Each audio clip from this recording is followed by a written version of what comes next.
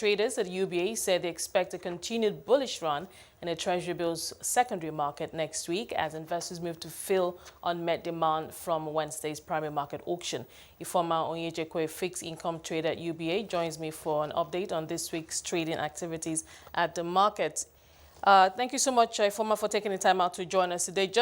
It's been quite a week for the markets, especially the fixed income market. But I'd like you to just, take us back a few steps to just walk us through, starting with the Treasury Bills markets, the PMA we saw, the rate subscription, and the trends in terms of the rate movement.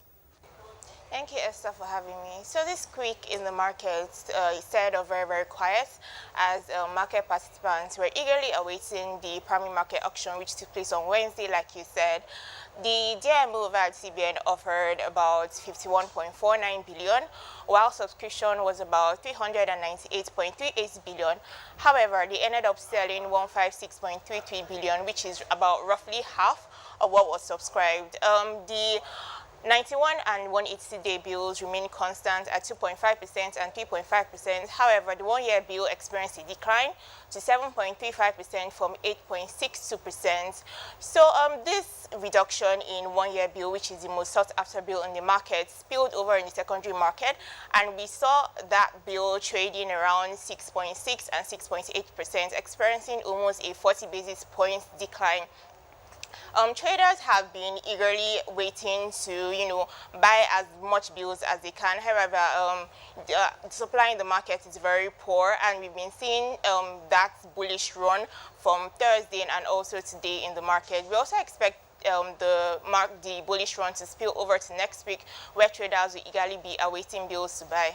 Now, I understand that the August FGen bond auction will be taking place next week, but for the month of July, the DMO actually did it was undersold. It undersold for July, and I understand investors are expecting rates to be lower also. Could you just shed more light on that for us? Yes, so we know that the DMO has almost met their debt goal for the year, and we also know that the IMF has approved release of special drawing rights, of which Nigeria is about to receive 3.5 billion. So there will be a possible offer of Eurobond auction in the next coming months, and then we know that this government has more need for forex more than local demand. So we don't expect rates to increase any further since the debt goal or the DMO is almost met.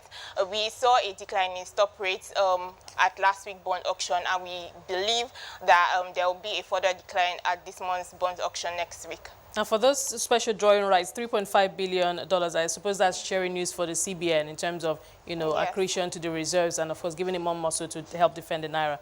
Do you expect to see, when that money does come in, what kind of impact should we expect at the markets or on the exchange rate? Well, we would likely see a strengthening of the exchange rate since it will serve to buff up our reserves.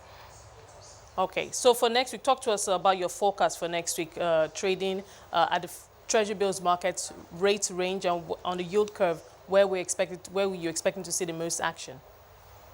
Well, we expect for the Treasury Bill space for rates to trade at sub 7%,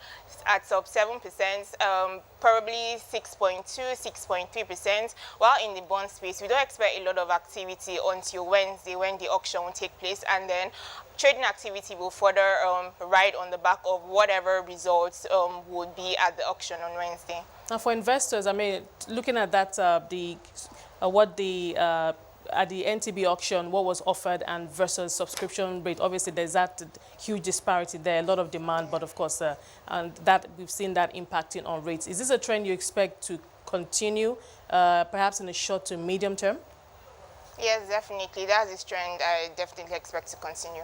And for the money market liquidity levels, what would you say has been the trend in the last 2 weeks? This week comparing it to last week and then going forward too?